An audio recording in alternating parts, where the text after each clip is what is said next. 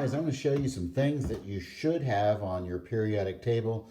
These were things that we added before spring break.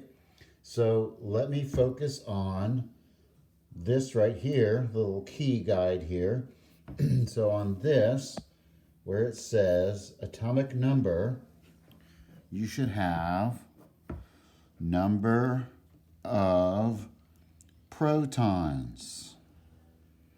Okay, it's also number of electrons, but that's just for the atom.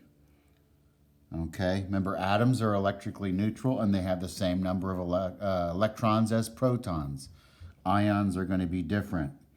Where it says atomic mass, you should say round to nearest whole number. And that will be your mass number, which is protons plus neutrons. So remember, we can subtract the atomic number from the mass number to find out how many neutrons we have. Okay, so another thing we should have on here is the ionic charges for each of the main groups. The main groups are 1, 2, skip all of these, 13, 14, 15, 16, 17, and 18.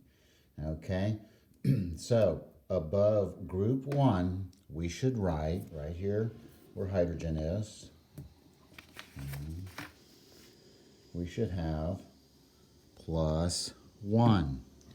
Above group 2, it should say plus 2.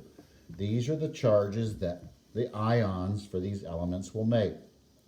Any element in group 1 is going to form an ion with a plus 1 charge.